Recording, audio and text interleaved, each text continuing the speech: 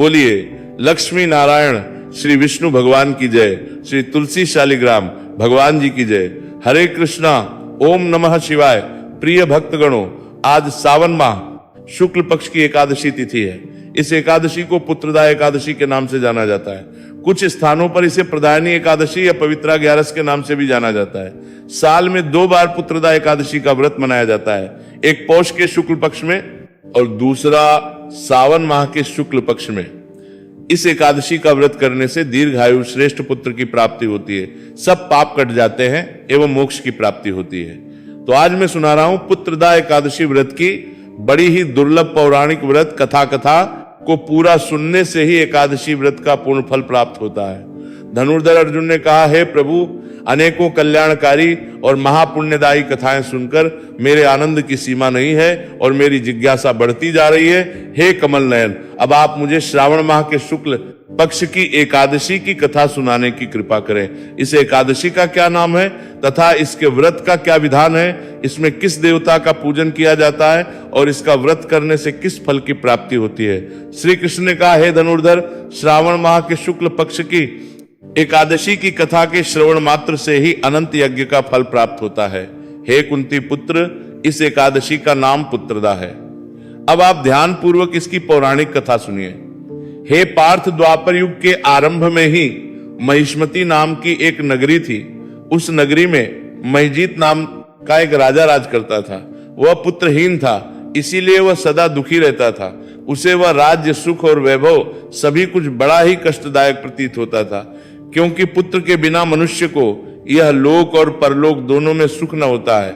राजा ने पुत्र प्राप्ति के बहुत उपाय किए, किंतु उसका हर उपाय निष्फल रहा। जैसे जैसे राजा वृद्धावस्था की ओर बढ़ता जा रहा था, वैसे वैसे उसकी चिंता भी बढ़ती जा रही थी। एक दिन राजा ने अपनी सभा को संबोधित करते हुए कहा कि हे प्रजाजनों, ना तो मैंने अपने जीवन में कोई पाप न देखा किया है और ना ही अन्याय पूर्वक प्रजा से धन एकत्रित किया है, ना ही कभी प्रजा कष्ट दिया है और ना ही कभी देवता और ब्राह्मणों का निरादर किया है। मैंने प्रजा का सदैव अपने पुत्र की तरह पालन किया है, कभी किसी से ईर्ष्या भाव नहीं किया, सभी को एक समान समझा। मेरे राज्य में कानून भी ऐसे नहीं है जो प्रजा में अनावश्यक डर उत्पन्न करे। मैंने ना तो कभी देवताओं तथा ब्राह्मणों का धन छीना है और ना ही किसी दूसरे की धरोहर ली है। मैंने प्रजा को सदैव पुत्रवत पाला है, अपराधियों को पुत्र और बांधवों की तरह दंड दिया है। इस प्रकार धर्म युक्त राज्य करते हुए भी मेरे पुत्र नहीं है, इसलिए मैं अत्यंत दुख पा रहा हूं। आप इस पर विचार करें कि इसका क्या कारण है और क्या इस जीवन में मैं इस कष्ट से मुक्त हो पाऊंगा। राजा के इस कष्ट के निवारण के लिए मंत्री आदि वन को गए, ताकि वहां जाकर किसी ऋषि मुनि को राजा का दुख बतलाकर कोई समाधान पा सके। भवन में जाकर ने श्रेष्ठ ऋषि मुनियों के दर्शन किए। उस वन में वृद्ध और धर्म के ज्ञाता महर्षि लोमस भी रहते थे। वे सभी जन महर्षि लोमस के पास गए।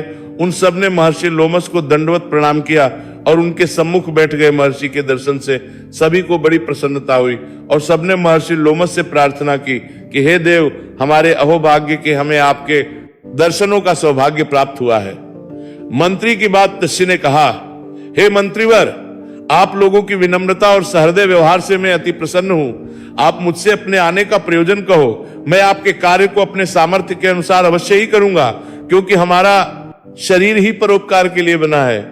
लोमस ऋषि के ऐसे मृदु वचन सुनकर मंत्री ने कहा, हे ऋषिवर, आप हमारे सभी बातों को जानने में ब्रह्मा से भी ज्यादा समर्थ है, अतः आप हमारे को दूर कीजिए। महिष्मती नाम की नगरी के हमारे महाराज बड़े ही धर्मात्मा व प्रजा वत्सल हैं। वह प्रजा का पुत्र की तरह धर्मानुसार पालन करते हैं, किंतु फिर भी वे पुत्रहीन हैं। हे महामुनि, इससे वह अत्यंत ही दुखी रहते हैं। हम लोग उनकी प्रजा हैं, हम भी उनके दोहक से दुखी हो रहे हैं, क्योंकि प्रजा का यह कर्तव्य है कि राजा के सुख में सुख पाने और दुख में दुख। हमें उनके पुत्रहीन होने का अभी तक कारण ज्ञात नहीं हुआ है, इसीलिए हम आपके पास आए हैं। अब आपके दर्शन करके हमको पूर्ण विश्वास है कि हमारा दुख अवश्य ही दूर हो जाएगा, क्योंकि महान पुरुषों के दर्शन मात्र से ही प्रत्येक कार्य की सिद्धि हो जाती है। अतः आप हमें बताने की कृपा करें कि किस विधान से हमारे महाराजा पुत्रवान हो सकते हैं। हे ऋषिवर, ये आपका हम पर व हमारे राज्य की प्रजा पर बड़ा ही उपकार होगा। ऐसे करुण सुनकर लूमस ऋषि ने नेत्र बंद करके राजा के पूर्व जन्मों पर विचार करने लगे।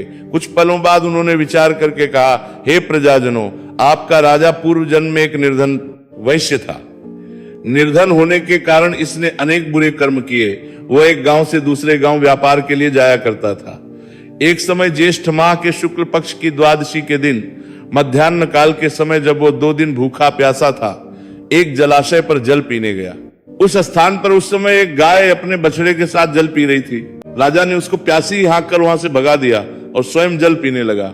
हे श्रेष्ठ पुरुषों, इसीलिए राजा को ये कष्ट भोगने पड़ रहे हैं। एकादशी के दिन भूखा रहने का फल ये हुआ कि इस जन्म में ये राजा है और प्यासी गाय को जलाशय से भगाने के कारण पुत्रहीन है। ये जानकर सभी सभासद प्रार्थना करने लगे, हे श्रेष्ठ, शास्त्रों में ऐसा लिखा है कि पुण्य से पाप नष्ट हो जाते हैं। अतः कृपा करके आप हमें कोई ऐसा उपाय बताइए जिससे हमारे राजा के पूर्व जन्म के पाप नष्ट हो जाएं और उन्हें पुत्र रत्न की प्राप्ति हो। प्रजाजनों की प्रार्थना सुनकर लूमस ने कहा, हे श्रेष्ठ पुरुषों, यदि तुम श्रावण माह के शुक्ल पक्ष की पुत्रदा एकादशी का व्रत और रात्रि जागरण करो और उस व्रत का फल राजा के निमित्त कर दो, तो इससे राजा का यह पूर्व जन्म का पाप अवश्य ही नष्ट हो जाएगा और राजा को पुत्र की प्राप्ति होगी। इस उपाय को जानकर मंत्री सहित सभी ने महर्षि को कोटि कोटि धन्यवाद किया तथा उनका आशीर्वाद लेकर अपने राज्य में लौट आए। तदुपरांत उन्होंने लोमस ऋषि की आज्ञा अनुसार पुत्रदा एकादशी का विधि पूर्वक उपवास किया और एकादशी को उसका फल राजा को दे दिया। इस पुण्य के प्रभाव से रानी ने गर्भधारण किया और 9 माह पश्चात एक अत्यंत तेजस्वी पुत्र को दिया। हे पांडव पुत्र, इसीलिए इस एकादशी का नाम पुत्रदा पड़ा। पुत्र की इच्छा रखने वाले मनुष्य को विधान पूर्वक श्रावण मास के शुक्ल पक्ष की एकादशी का व्रत करना चाहिए। इस व्रत के प्रभाव से लोक में सुख और परलोक में स्वर्ग की प्राप्ति होती है। प्रिय भक्तगणों, भगवान श्री कृष्ण ने पुत्रों की रक्षा के लिए तथा उन्हें अनिष्ट से बचाने के लिए अर्जुन को धृतराष्ट्र के पूर्व जन्म की कथा सुनाई। धृतराष्ट्र ने भगवान श्री कृष्ण से पूछा, मैं अंधा पैदा हुआ, मेरे 100 पुत्र मारे गए। भगवान, मैंने ऐसा कौन सा पाप किया है जिसका यह दंड मुझे मिल रहा है? आपने अर्जुन से कहा था कि जो हो रहा है वो कर्मों का दंड है। मेरे अंधे होने और 100 पुत्रों के मारे जाने के पीछे क्या कारण है? कृपया करके मुझे ये बतलाइए। अपने पुत्रों को खोने की पीड़ा से उभरने में ये काम आएगा। अब मैं पूर्व जन्म का रहस्य जानने को उत्सुक हूं। कृपया करके वह खोले कि ऐसा कौन सा पाप था कि मैं अंधा हुआ और 100 पुत्र भी गंवाए। भगवान श्री कृष्ण बोले, महाराज धृतराष्ट्र, पिछले जन्म में आप एक राजा थे। आपके राज्य में एक तपस्वी ब्राह्मण रहते थे। ब्राह्मण के पास हंसों का एक जोड़ा था जिसके 4 बच्चे थे। ब्राह्मण को उन हंसों से अपने संतान के जैसा लगाव था। ब्राह्मण को तीर्थ यात्रा पर जाना था, लेकिन हंसों की चिंता में वह नहीं जा पा रहा था। उसने चिंता एक साधु को बताई। साधु ने कहा कि तीर्थ में हंसों को बाधक बताकर हंसों का अगला जन्म खराब क्यों करते हो? राजा प्रजा पालक होता है और तुम्हारे हंस दोनों उनकी प्रजा है। हंसों को राजा के संरक्षण में रखकर तीर्थ को जाओ। भगवान श्री कृष्ण कहते हैं, हे राजन, आप एक प्रजा पालक राजा थे, इसीलिए ब्राह्मण को यह बात अच्छी लगी। वो आपके पास आया और अपनी सारी परेशानी क्या सुनाई। आपने के तीर्थ से लौट आने तक हंसों की रक्षा का दायित्व स्वीकार किया। ब्राह्मण हंस और उसके बच्चे को आपके पास रखकर तीर्थ यात्रा को गए। हंस आपके महल के तालाब में ही पड़ने लगे। आपको एक दिन मांस खाने की तीव्र इच्छा हुई। आप उस समय अपने महल के बाग में घूम रहे थे। आपकी नजर हंसों पर पड़ी। आपने सोचा कि सभी जीवों का मांस खाया है, पर हंस का मांस आज तक नहीं खाया। इसका स्वाद आखिर सा होगा। आप इसी विषय पर सोच रहे थे और हंस की मांस खाने की इच्छा तीव्र होती चली गई। ये इच्छा आप पराकाष्ठा पर पहुंच गई और आप खुद को रोक ना पाए। आपने 2 हंस के बच्चे भूनकर खा लिए। उनका स्वाद आपकी जिह्वा को लग गई। हंस के एक एक करके 100 बच्चे हुए और आप सबको खाते चले गए। अंततः हंस संतानहीन होकर दुहक में मर गया। कई साल बाद वह ब्राह्मण तीर्थ यात्रा से लौटा और आपके पास उसने आपसे अपने हंसों के बारे में पूछा। हंस तो आपके लालच की बलि चढ़ चुके थे। प्रजा पालक राजा ये कैसे कहता कि उसने अपने प्रजा की संपत्ति को चुपके से लूट ली? इसीलिए आपने ब्राह्मण से कह दिया कि हंस बीमार होकर मर गया। ब्राह्मण आप पर पूरा भरोसा करता था। उसने आपकी बात मान ली और विलाप करते हुए घर चले गए। महाराज धृतराष्ट्र, आपने हंस के बच्चों को खाकर और भी झूठ बोलकर एक साथ कही की। आपने तीर्थ यात्रा पर गए ब्राह्मण के साथ विश्वासघात किया, जिसने आप पर इतना विश्वास किया था। आपने प्रजा के धरोहर में डाका डालकर राजधर्म भी नहीं निभाया। जिभा के लालच में पड़कर हंस के 100 बच्चे भूनकर खा गए जो आपके पास आश्रय के लिए आए थे। इस तरह आपने उस असहाय का वध किया जिससे आपने आश्रय दिया था। यह बहुत बड़ा पाप है। हे राजन, इस घोर पाप कर्मों का आपको दंड मिला है। जैसे आपने के लालच में हंस के 100 बच्चे मारे, वैसे ही आपके 100 पुत्र लालच में पड़कर मारे गए। उन सबके भी आवश्यकता से अधिक उदंड थी।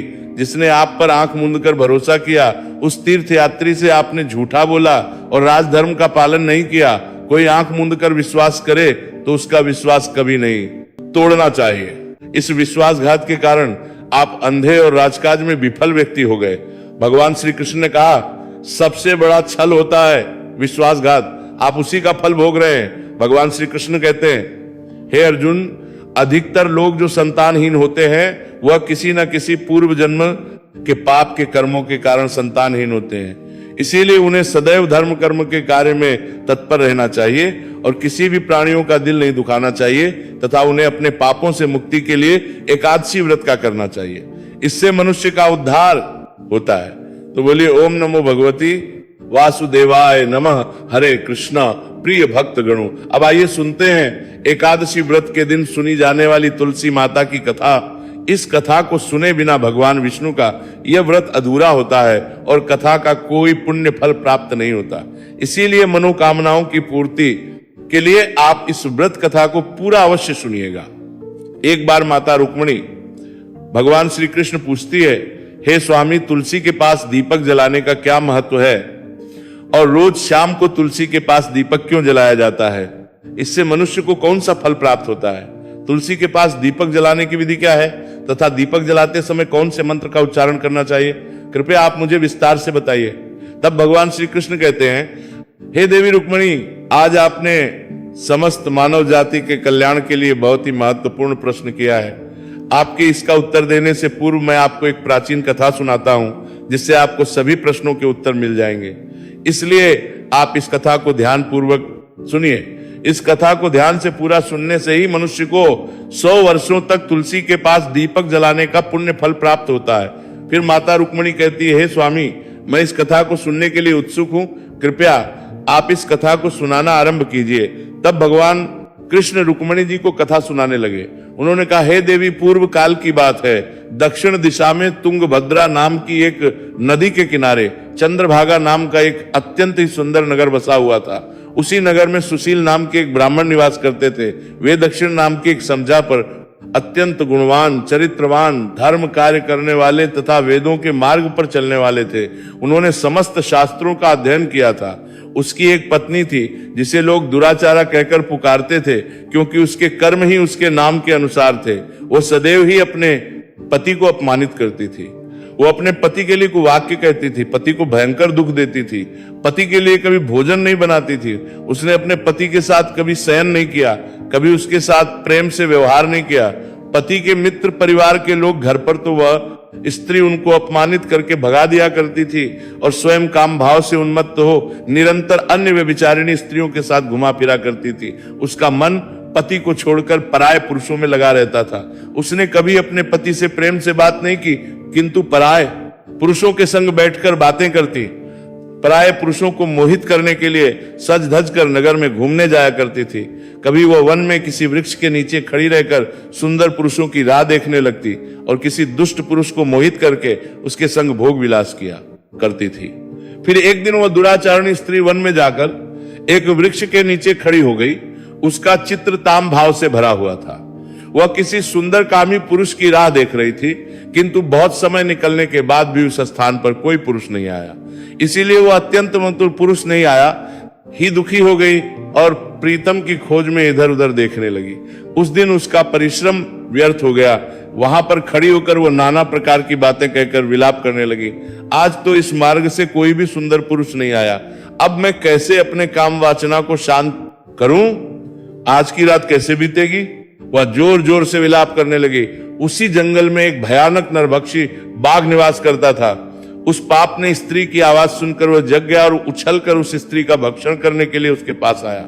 उस भयंकर बाघ को देखकर उस स्त्री के पसीने छूट गए, वह भय से थर थर कांपने लगी। वह स्त्री कुछ करती इससे पहले ही उस बाघ ने अपने पंजे से उसे घायल कर दिया और वह स्त्री जमीन पर गिर पड़ी। धरती पर गिरते ही वह स्त्री चिल्लाते हुए बोली, अरे व्याघ, तू किस लिए यहां पर आया है? मुझे क्यों मार रहे हो? मैं यहां पर अपने प्रियतम को खोज रही हूं, तुम मुझे छोड़ मेरा भक्षण करके तुम्हें क्या मिलेगा?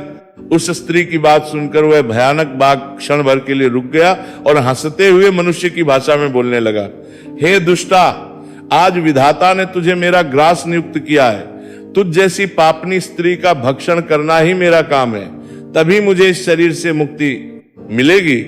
वह स्त्री कहने लगी, हे व्याघ, तुम कौन हो? मुझे सच सच बताओ, तुम्हें किस कारण से व्याघ्र की योनि लेना पड़ा और तुम मुझ जैसे स्त्री का भक्षण क्यों करते हो?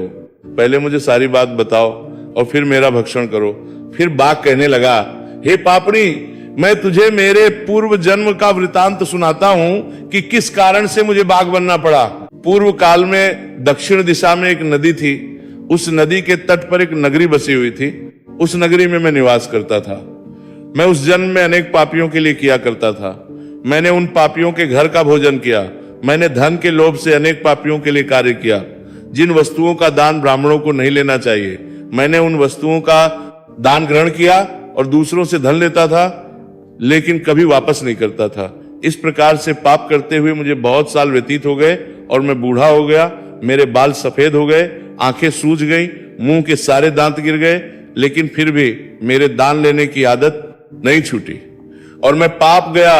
फिर एक दिन मैं धन के लोभ से नदी किनारे गया और अन्य धूर्त ब्राह्मणों के साथ मिलकर हम लोगों को ठगने लगे। झूठ मंत्र वचन बोलकर हमने बिना विधि विधान किए देवी देवताओं का पूजन किया और बहुत सारा धन दान में ले लिया। फिर उसी स्थान पर एक काला सर्प आया और उसने मेरे पैरों में डस लिया और मैं मूर्छित होकर गिर पड़ा। उसी क्षण मेरे प्राण चले गए। फिर यम के दूत उस स्थान पर प्रकट हुए और मुझे पकड़कर यमपुरी में ले गए। वहां पर यमराज ने चित्रगुप्त से मेरे कर्मों का लेखा जोखा निकालने के लिए कहा। फिर चित्रगुप्त कहने लगे, हे धर्मराज, इस ब्राह्मण ने घोर पाप किए हैं। इसने दूसरों से झूठ बोलकर धन लूटा है, विधि विधान से पूजा ना करके झूठ मंत्र बोलकर भगवान का अपमान किया है। इसीलिए यह पापी ब्राह्मण केवल नरक जाने के ही योग्य है। फिर यमराज ने अपने दूतों को आदेश देकर मुझे नरक की अग्नि में डाल दिया। अनेक वर्षों तक की सजा भोगने के बाद मुझे बाघ का शरीर प्राप्त हुआ और मैं इस दुर्गम वन में निवास करने लगा। किए गए पापों को याद है और उन्हें याद करके कभी महात्मा साधु पुरुष सती स्त्रियों का भक्षण नहीं करता हूं। मैं केवल पापी दुराचारिणी तथा कुलटा स्त्रियों का ही भक्षण करता हूं ताकि मुझे पाप से मुक्ति मिल जाए। इस प्रकार से उस बाघ ने अपने पूर्व जन्म का वृतांत सुना दिया और उस स्त्री से कहने लगा, हे पापणी, तेरे आचरण से तू उल्टा दिखाई पड़ती है। अपने पति को तू इस वन में अन्य पुरुष के साथ भोग विलास करने के लिए आई है, इसलिए आज तू मेरा ग्रास अवश्य बनेगी। इतना कहकर उस बाघ ने अपने नाखूनों से उस पापी स्त्री के टुकड़े टुकड़े करके उसे भक्षण कर लिया। फिर उस स्थान पर यम के दूत प्रकट हुए और उस पाप ने स्त्री के प्राणों को लेकर यमपुरी चले गए। वहां उसे यमराज के सामने प्रस्तुत किया गया। फिर चित्रगुप्त ने उसके लिए गया। स्त्री का लेखा जोखा निकालते हुए यमराज से कहने लगे, हे धर्मराज, ये स्त्री तो अत्यंत पापणी है। इसने घोर पाप किए हैं। इसने व्यभिचार किया है। इसने अपने पति की कभी सेवा नहीं की। अपने पति को भूलकर पराये पुरुषों के संग भोग विलास किया है। उसके पापों को सुनकर यमराज ने उस स्त्री को अग्नि से भरे हुए कुंडों में डालने का आदेश दिया। अनेक वर्षों तक उसे उस कुंड में पकाया गया, फिर उसे निकालकर दूसरे नरक में डाल दिया गया।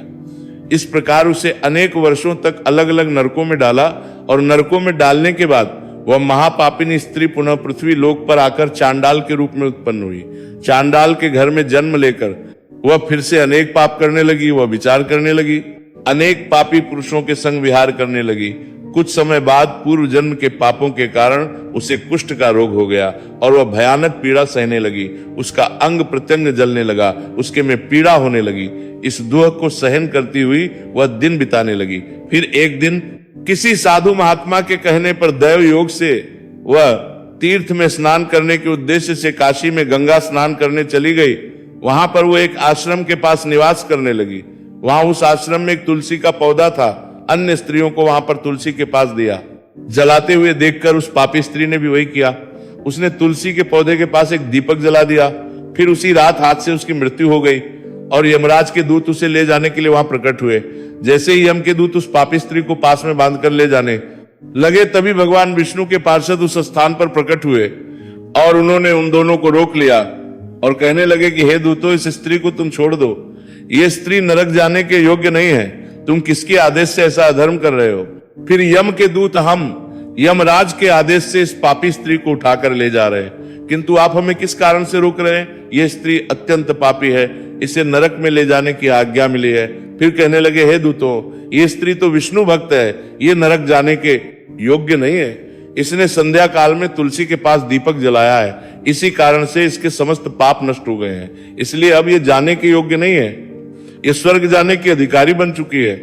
दरसर्ग बीज जी की बात सुनकर यम के दूतों ने उस स्त्री को उस स्थान पर छोड़ दिया और यमलोक लौट गए।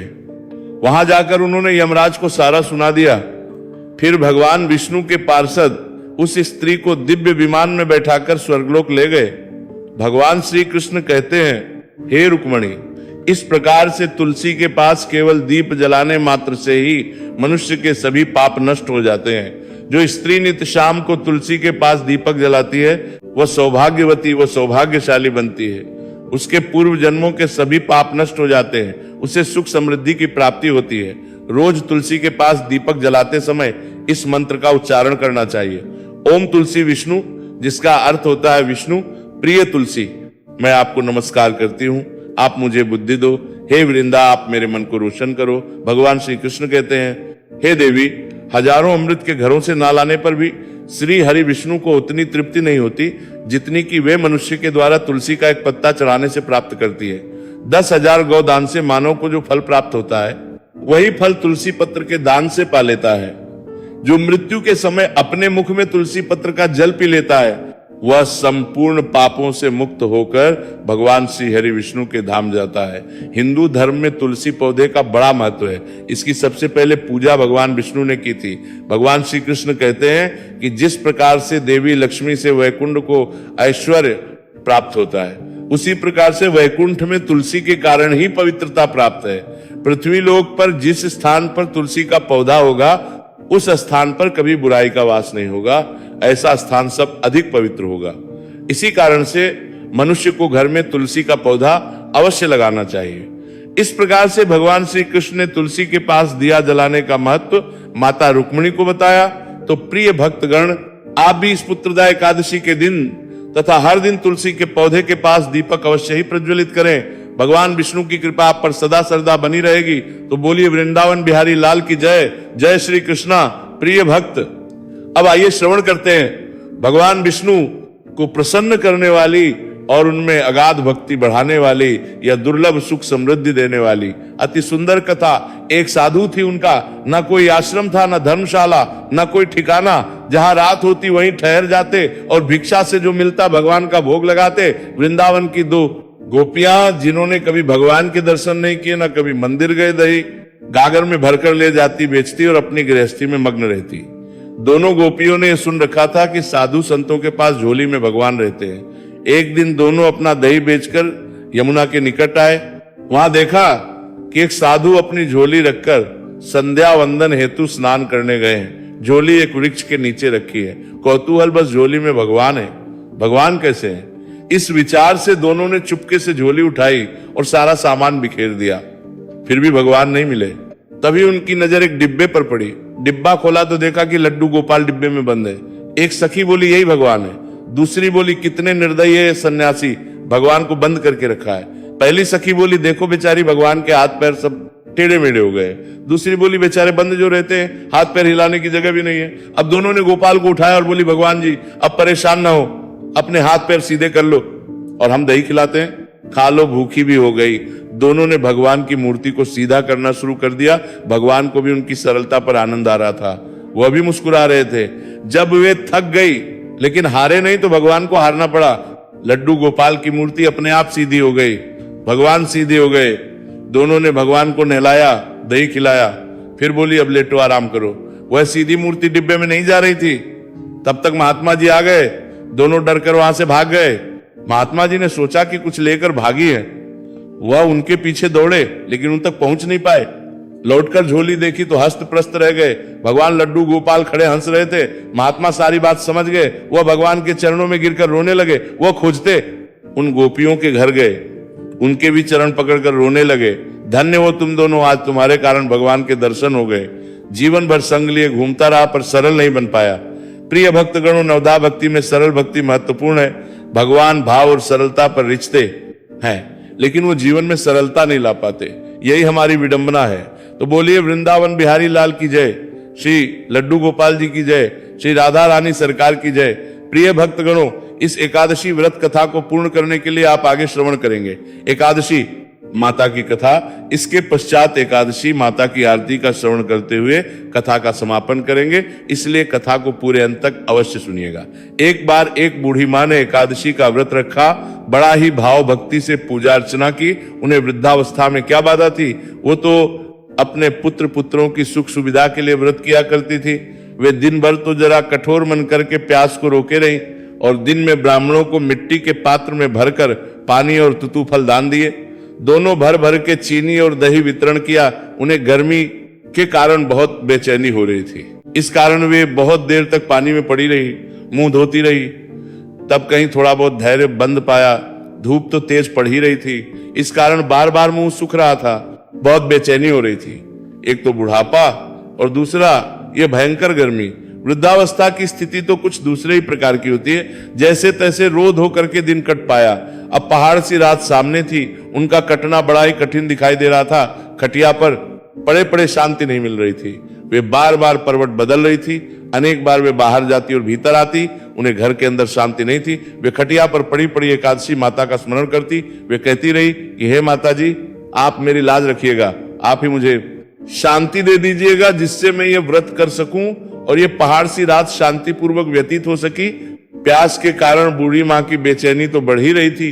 उन्होंने धैर्य रखने का बहुत प्रयास किया, किंतु सहनशीलता की सीमा टूट गई और वे घबराकर एकदम चिल्ला उठी। बोली कि बचाओ बचाओ। अम्मा का चिल्लाना सुनकर परिवार, नर नारी, बच्चे और पड़ोसी एकत्रित होकर बूढ़ी अम्मा के खटिया के समीप पहुंच गए। सबने पूछा कि अम्मा आपको क्या हुआ, आप क्यों चिल्ला रहे हैं, आप इस वृद्धावस्था में कठिन व्रत क्यों कर रही हैं? अम्मा जी, शक्ति से ही भक्ति होती है। थोड़ी ही देर में वे फिर से बोली कि अरे मेरे प्राण निकले ही जा रहे हैं, मेरी छाती पर ठंडे पानी का घड़ा रख।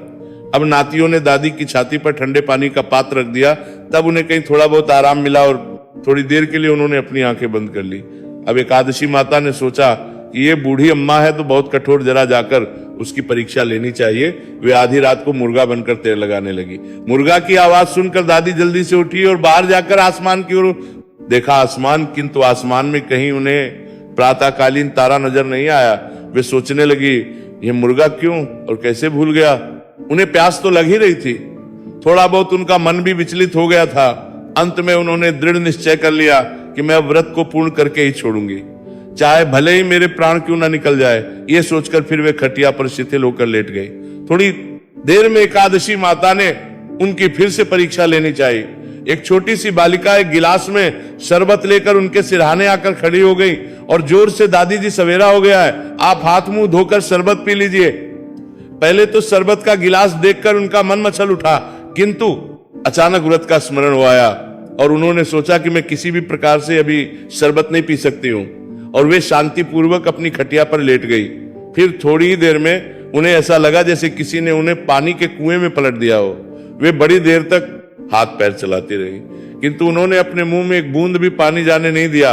वे दृढ़तापूर्वक अपना व्रत पालन करती रही। थोड़ी देर में न जाने कहां से सामने आग जलने लगी, जिससे भारी गर्मी बढ़ने लगी। प्यास के कारण प्राण निकलने लगी, किंतु बूढ़ी अम्मा का कुछ भी नहीं बिगड़ पाया। वे जहां के तहां मुस्कुराती हुई बैठी रही। थोड़ी ही देर में बाहर प्रकाश दिखाई देने लगा। ऐसा लगा जैसे सवेरा हो गया हो। बूढ़ी अम्मा ने जब बाहर निकलकर देखा तो समझ गई अभी सवेरा होने में 3-4 घंटे की देरी है। ये जानकर शांति पूर्वक इधर उधर घूमने लगी। फिर एकादशी माता ये बात अच्छी तरह से समझ गई कि ये बूढ़ी अम्मा किसी भी प्रकार से अपने व्रत से नहीं टल सकती है। वे उनके सप्तव्रत को अच्छी तरह से समझ गए। अब सवेरा होते ही बूढ़ी माता ने स्नान किया, भगवान का पूजा पाठ किया, एकादशी की कथा सुनी, ब्राह्मणों को दक्षिणा देकर भोजन कराया। तब कहीं उन्होंने व्रत का पालन करके जल ग्रहण किया। कन्याओं कराने के बाद अम्मा ने स्वयं भोजन किया। उस श्रेष्ठ व्रत के प्रभाव से बूढ़ी अम्मा की आयु में वृद्धि हो गई, उनका घर परिवार हरा भरा हो गया। अब उनको कोई अभाव ना रहा, वे हर तरह से सुख साधनों से संपन्न हो गई। नाती नातिन से उनका घर भर गया और वे उसी दिन से 12 महीने की एकादशी का व्रत करने लगी। एकादशी माता के व्रत के प्रताप से इस संसार में हर प्रकार के सुख भोग कर अंत में वे बैकुंठ धाम को चली गई। जैसे एकादशी माता ने बूढ़ी माता और उनके परिवार को हरा भरा किया, ऐसे ही एकादशी माता हम सभी की मनोकामनाओं को पूर्ण करे। बोलिए श्री लक्ष्मी नारायण भगवान जी की जय।